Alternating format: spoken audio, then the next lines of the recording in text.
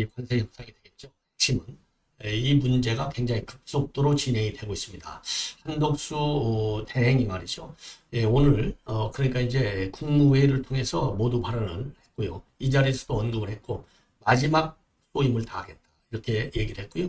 그리고 이제 오늘 또 관련 TF 회의에서도 이제 발언했는데 이 TF 회의 발언 내용을 보면은요, 세 개 분야를 갖다가 중점 분야로 선택하지 않습니까? 관세 분야, 그 다음에는 이제 통상, 무역 균형 문제, 그 다음에는 이제 또 하나는 LNG, 알래스카산, 요 문제, 요 세 문제를 집중적으로 이제 미국과 논의를 하는데 화상회의를 하겠다라고 이제 밝혔어요. 화상회의.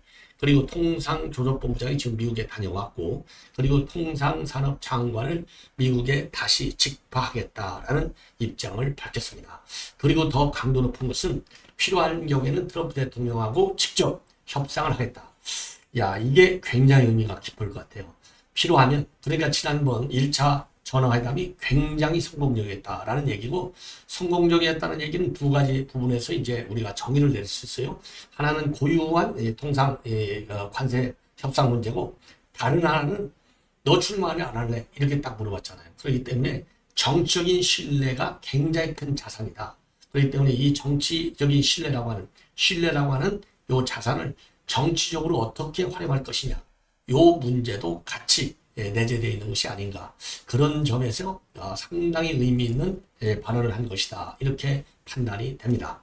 자, 그리고요, 지금 이제 민주당이 지금 난리가 났습니다. 자, 김동연이도 경선에 참여하지 않겠다. 그리고 김두관이도 경선에 참여하지 않겠다. 최종적인 일종의 최후 통첩인데, 아이고 뭐 힘도 없는데, 아니 지지율이 별로 없잖아요. 뭐 그거 뭐 2~3% 지지율 가지고 뭐 이재명이가 그 눈 하나 깜빡하겠습니까? 아니 이재명이가 12개 혐의 5개 재판을 받으면서 전부 거짓말로다가 다 피해 나가고 아주 의기가 지나가지고 뭐 당당한데 지지율도 뭐 어마어마하게 차이가 나는데 그거 겁먹겠어요. 그대로 고하고 하는 거죠. 바로 이런 점을 노려갖고 아무도 라이벌로 도전하지 마 하려고 당한 동기는 그동안에 완전히 이재명이 맞춘 점으로 다 뜯어 왔지 않습니까? 전혀 위축됨이 없는 게 없고 오히려 더 의기양양해서 이런 독재적인 정당 운영에 더 가속을 가할 것이다. 이런 측면에서 이재명의 민주당은요, 대한민국 자유민주주의 위기를 초래하는 것이 아니냐. 왜 그 식으로다가 대한민국을 또 운영할 거 아니에요. 그 식으로 민주당을 독재화시키는 그 방식으로, 그야말로 우리 출탄해 그런 거 봤잖아요. 이게 출탄행이나 뭡니까? 일종의 탄압 정치하는 거잖아요. 복수 정치하는 거잖아요. 그래서 이재명이 요 인간이 만약에 정부를 이재명이 당선된다면 대한민국은 어마어마한 독재 국가로 전락을 하는 거예요. 예, 매우 우려스러운 국면이고요. 자, 그러다 보니까 지금 대법원에 선거법 마지막 이제 상고심이 들어가 있는데 조희대 이 배신자 같은 인간은 도대체 어디서 뭐 하고 있는지 단 한마디도 안 나오고 나갔어. 아이고 막 이런 인간 정말 어떻게 해야 될지 진짜 모르겠네요. 아니 말 한마디도 안 해. 이런 사안의 엄중성, 그렇죠, 중요성, 그리고 국민적인 관심을 볼 때, 아니 뭐 지금까지 이렇게 지금 이제 법적 절차를 진행해 왔다. 앞으로 이렇게 진행하겠다. 이거는 재판의 중립성을 갖다가 해야지 않는 범위 내에서 얼마든지 국민에게 공지할 수 있는 거 아니에요. 국민의 알 권리가 자유민주국가에서 얼마나 중요합니까? 그런데 이런 얘기를 한마디도 안 해. 이 X 같은 인간이. 조이대. 자, 그러다 보니까 이제는 얼마나 답답해. 야, 너희들 똑바로 해. 타기자판해. 공정의 심리에 이런 탄원서까지 지금 대법원에 들어가 있어요. 자, 이런 가운데 지금 검찰이 상고이유서를 냈는데 이 상고이유서가 최근에 말이죠. 지금 이제 조선일보를 통해서 단독으로 어떤 내용의 이 상고이유서, 이게 무려 300쪽이라는 거 아니에요. 나 보도된 바 있고, 조선일보에서 보도됐고, 그 다음에는 채널 A에서는 9개 항목으로 조목조목 비판했다. 지금 이런 내용이 상고이유서에 내용이 나와 있어요.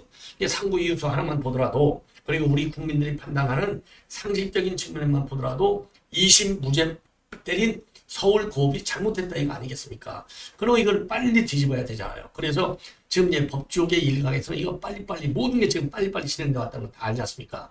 그러면은 5월 초중순 안에는 빨리 끝내라. 즉 이 얘기는 5월 중에 끝낼 수 있다. 이런 법조계 주장이 나오는 것은 6월 3일 이전에 끝날 수 있다는 거 아니에요. 예, 6월 3일 이전에 끝내도 이걸 가지고 또 얼마나 불복을 하겠냐고요. 그런데 요 이재명의 요 인간이, 이 조희대 인간이 꼼짝달싹 말 한마디를 안 하고 있어요. 열불나게. 오직 답답해야 탄원서까지 들어갔겠냐 이 말입니다.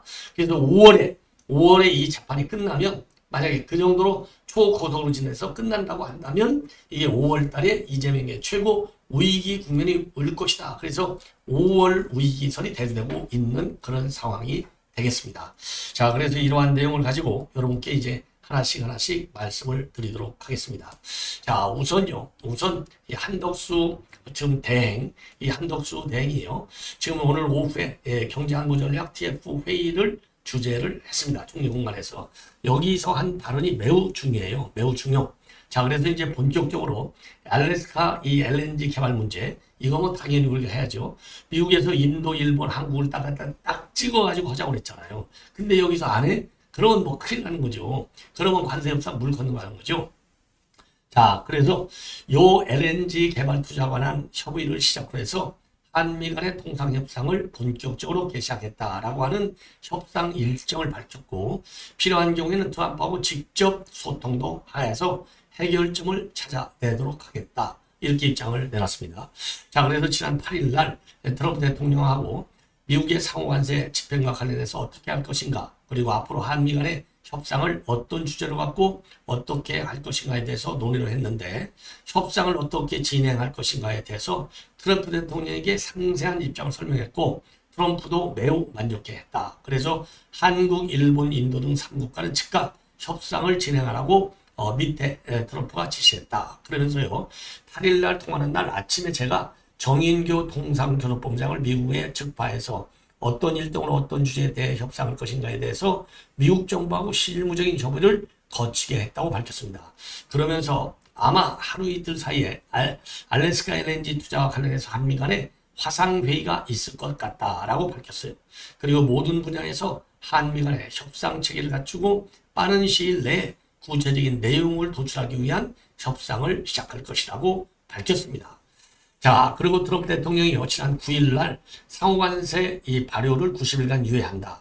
그리고 12일, 바로 이제 어제 그제죠. 12일 날에는 스마트폰하고 컴퓨터 반도체 요 세 개 분야에 대해서는 이 상호관세 협상 대상에서 제외하기로 했는데, 이와 관련해서 미국과 성실하게 서로 윈윈하는 협상을 진행하겠다는 우리의 의지에 트럼프 대통령이 동의한 것이다 라고 생각한다고 밝혔어요.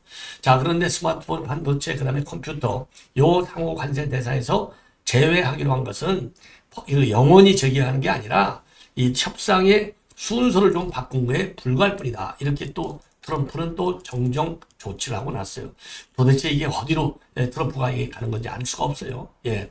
자, 그래서 우리 한국 정부에 대해서 트럼프도 호의적으로 지금 본 것 아니냐, 이렇게 한덕수 대행이 입장을 발표를 했습니다. 예. 자, 그러면서요, 크게 봐서는 조선 문제, LNG, 그 다음에 무역균형 개선과 회복, 이게 이제 무역균형이 이제 무역 흑자, 적자 문제를 얘기하는 거죠. 조선, LNG, 무역 문제 세 개 분야에서 협력을 강화하기로 했다. 그리고 양국 간의 논의를 이어가기 위한 우호적 모멘텀이 이제 형성이 됐기 때문에 양국 정부는 앞으로 통상협상을 최우선 과제로 두고 관세로 인한 부담을 최소화하기 위한 노력을 다하도록 하겠다라고 밝혔습니다. 자, 그러면서요, 우선 이 통상산업, 그러니까 산업통상자원부 장관을 중심으로 해서 협상단을 구성해서 빨리 협의를 추진하고 본격적인 협상에 착수하도록 하겠다. 그리고 관세 외에 양쪽의 관심사항을 고려해서 장관급 협의를 비롯해서 각 급에서 협의를 계속해 나가면서 상호 모두에게 이익이 되는 합의점을 찾아 나가겠다고 밝혔습니다. 그러면서 중요한 거, 필요한 경우에는 트럼프 대통령하고 직접 소통해서 해결점을 만들어 나가도록 노력하겠다, 이렇게 밝혔습니다. 자, 그래서 이거를요, 그런데 이제 지금 한덕수 대행은 지금 이 한미 간의 이제 협상도 취합으로서 굉장히 중요하지만은 과연 출마할 것이냐 말 것이냐, 이게 이제 굉장히 중요한 관심 포인트가 되는데, 오늘 또 국무회의 모두 발언을 통해서는요, 그간의 통상 경험을 바탕으로 해서 관련 네트워크를 10분 활용해서 마지막 소명을 다 하겠다. 마지막 소명을 다 하겠다라고 밝혔습니다. 자, 왜냐하면 지금부터 미국하고 이제 지금 모든 국가들이 전부 이 상호관세 관련 협상을 시작하기 때문에 이제 각국의 외교 능력, 협상 능력이 딱 이제 드러나게 되는 것이죠. 자, 그런 측면에서 지금 이제 한덕수 대행이 컨트롤 타워로서의 역할을 아주 충실하게 다 하고 있는 것이 아닌가라고 생각이 듭니다. 자, 그래서 이제 마지막 소임을 다하겠다는 게 정말 온리 통상 문제만 하겠다는 거냐, 아니면 통상은 이미 제기된 문제이기 때문에 통상은 통상대로 하고, 그리고 출마 여부에 대해서는 그냥 내 혼자만 알고 있으니 여러분들 좀 기다려봐 하는 것인지, 이거 뭐 도대체 알 수가 없어요. 자, 저는 그래서 지금 이제 제가 내놓는 저의 의견은 한덕수 권한 대행마저도 하루 저녁은 나가는 걸로, 하루 저녁은 안 나가는 걸로 지금 마음이 지금 왔다 갔다 하는 상황이 아니냐. 그래서 제가 보기에는요, 제일 큰 변수가 국민의 여론 지형이 본인이 나가서 장렬하게 죽는 게 아니라 나가서 금의 환영할 수 있는 여건이 되면 나가고 아니면 안 나갈 가능성이 있다. 그러니까 지금 오세훈이랑 유승민이랑도 아니 생각보다 여론이 뜨질 않잖아요. 안 뜨면 나가면 서울시장 문제만 날아가는데 왜 나가? 안 나가지. 1년간 죽어라고 또 서울시장직 해야죠. 예, 그러니까 안 나온 것처럼 한덕수 대행도 여론의 지형이 이 승산 가능성이 있을 때는 나올 것이고, 승산 가능성이 없으면 이 한덕수 대행은 뭐 싸워본 적이 없는 사람이잖아요. 예, 싸워본 적이. 자, 그렇기 때문에 안 나올 가능성 지금 현재로서 그냥 적당히가 아니라요, 절반 정도가 되지 않을까. 자, 그래서 지금 내부적으로는 우리 여권 후보로서는 뜨지만 이재명의 간격이 아직도 커요. 그렇기 때문에 이 간격이 확실하게 줄어들어서 뒤집을 수도 있다. 이 가능성이 나오기 전까지는 쉽게 안 나올 가능성을 배제할 수 없지 않느냐. 왜냐, 이 정치인들은요, 배팅이라는 걸 하잖아요. 배팅. 근데 한덕수 대행은 제가 보기에는 평생 배팅을 하신 분이 아니에요. 정말 능력 탁월하고, 또 뭐 아무리 능력 뛰어나도 운이 없으면 안 되잖아요. 운 7기상. 예, 운 9 기일인 것 같아요. 운 9.9 기 0.1인 것 같은데요. 자, 그런 점에서 한덕수 대행 성품을 볼 때, 그리고 지금까지 이렇게 신중에 신중을 거듭하는 것을 볼 때는 여론에서 확고하게 뜨지 않나. 제가 보기에는요, 미국의 지지를 확고하게 가지고 있어요. 미국의 지지를 확고하게. 자, 그래서 제가 보기에는 트럼프 대통령이 야, 내가 알아서 메시지 관리해줄게. 그냥 너 나가버려. 이런 얘기를 했을 가능성도 배제할 수 없어요. 왜냐? 트럼프가 자기 마음대로 그런 사람 아니에요. 대신에 또 보안 유지해야 돼. 이건 기본이죠. 자, 그렇기 때문에 트럼프 대통령이 물어봤을 때 그냥 나갈 거예요? 안 나갈 거예요? 하고만 물어봤겠느냐? 그 성격? 제가 보기에는 딱 고민입니다. 딱 얘기하니까 그냥 나가버려. 나가버려. 내질는 스타일이잖아, 트럼프는. 나가버려. 내가 그냥 도와줄게. 여기까지 진도가 나갔을 가능성을 배제할 수 없어요. 제가 보기에는. 예. 그거는 지금 한미 관계가 그 정도로 굉장히 귀중한, 굉장히 중요한 시간이고 지금 흔들리고 있다. 그래서 이재명이가 만약에 되는 날에는 트럼프도 망한다. 이걸 알기 때문에 귀띔을 해줬을 가능성이 큰 것이 아니냐. 그래서 대화가 그날 어마어마하게 잘 된 거 아니냐. 그러니까 내가 필요하면 바로 트럼프하고 전화해버릴 거야. 이 정도까지 나오잖아요. 그래서 저는 그런 배짱으로 출마를 일단 선언해라. 여론이 앞에서 끌고 가기를 기다리지 말고 본인이 치고 나가서 여론이 자기의 의지를 알고 따라오도록, 예? 그렇게 바람몰이를 하라 이거예요. 저는. 예. 그 길만이 자유우파가 유일하게 사는 길이다라고 저는 판단을 합니다. 자, 이번에는요, 지금 이재명의 사법 리스크죠. 제일 먼저 지금 대법원으로 달려간 게 선거법이잖아요. 선거법과 관련해서 이미 상고장을 제출한 것도 판결이 지난 3월 26일 날인가요? 있잖아요. 그 다음날. 상고장 제출해. 그리고 상고장 제출하니까 바로 관련 서류를 대법원에 이첩해. 관련 서류를 이첩하니까 바로 그 소송 기록 통지서, 소송 기록을 접수했다는 통지서를 이재명한테 보내. 어마어마하게 빠르. 이게 겨우 한 달 정도 빨랐다는 거 아니에요. 그리고 상고 이유서도 한 열흘 만에 딱 제출해. 이것도 또 10여일째 또 짧게 줄였다는 거 아니에요. 그러니까 한 달 이상이 줄어든 거예요. 그래서 이런 걸로 보면 이게 633이잖아요. 633이면 3월 26일은 6월 26일인데 한 달 이상이 줄었으니까 5월 26일 이전에 끝날 수도 있다. 이런 전망이 조심스럽게 나오는 거예요.